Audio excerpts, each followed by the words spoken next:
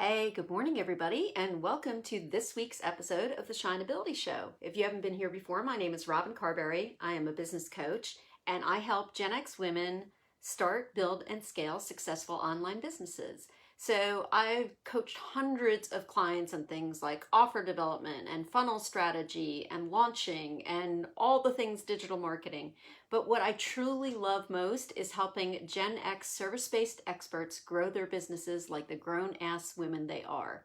So I come here live every Wednesday at 10 a.m. Eastern Time to drop some tips and talk about why online business strategy and marketing for Gen X women and grown-ass women is different. So what am I here to talk about today? Something that is really top of mind for me right now is emailing and emailing your audience and how often to email. This is coming up a lot because I'm working with multiple clients right now on launch strategy and planning. And to a person, they look at the plan and they say, oh my gosh, that's so many emails. That's too many emails. And you do need to email your people a lot, your audience a lot when you're launching. And that's a topic for another day. But what that brings me to is that's not the place that you start. You don't just jump into your email marketing platform and start shooting out tons and tons of emails to your audience because you're launching. You have to start way back from that before you jump into that place. So how often should you email your audience? Well, I'd like to talk about it in terms of some relationships that you probably have in your life right now that will help you understand why and how and when it makes sense to email your audience. So let's start with the person, probably a relative, or maybe it's an old friend who once a year sends you that holiday newsletter that gives you the full update on everybody in their family and everybody in their life and what they've been doing for the last 12 months. So on one hand, that's nice to know, but if you're anything like me, you go through the newsletter and you're like, who are these people again? And I'm not sure what the connections are, and I don't really, it's once a year. I don't even really know you at this point in my life. So how does that translate to emailing your audience once a year? Well, they're going to feel the same way about you. They're going to be like, who is this person and why am I even interested in all of this information at one time? That's not a good way for you to build trust or to communicate with your audience. The second type of relationship where you might receive communications is that friend who only reaches out to you when there's some sort of drama going on in her life, or she's got some sort of problem that she needs you to help her solve.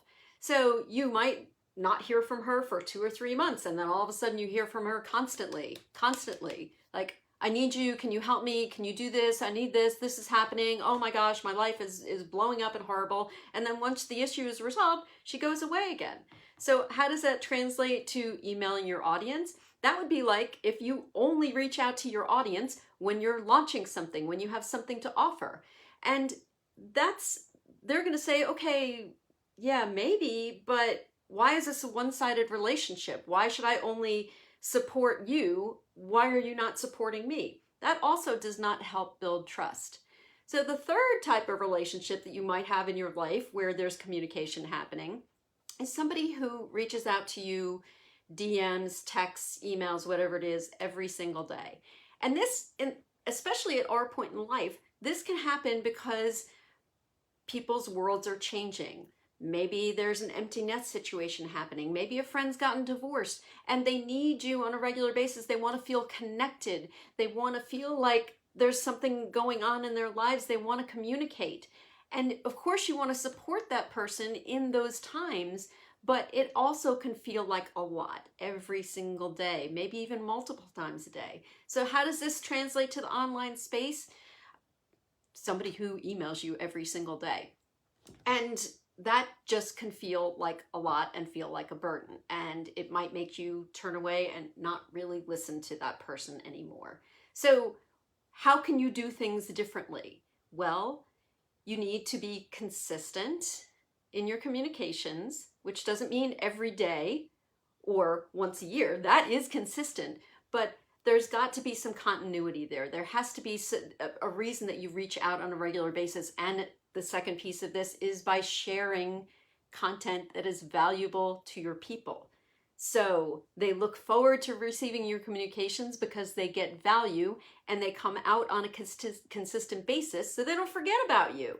So once a week is great. But if it's not going to be once a week, make it twice a month. Make it consistent so they know to watch for your information and they know that you're going to share information that's valuable for them. Then when you get to the launch, like I'm talking about with my clients, and you do send multiple emails, your audience is ready. They want to hear from you. They want to know what you have to offer. And they're okay with those emails coming in because they're not going to see every single one of them. So have a good email relationship with your audience. Don't be the newsletter. Don't be the drama diva. Don't be the daily doer in terms of communication. Once a week, twice a month, good. Share value, good. Any questions? Go ahead and drop them below in the comments and let me know. I always come back and respond to questions after the fact. I want to hear from you. I want to know what your questions are around this topic. And I hope you have a wonderful rest of the week. I'll see you next Wednesday at 10 a.m. Bye.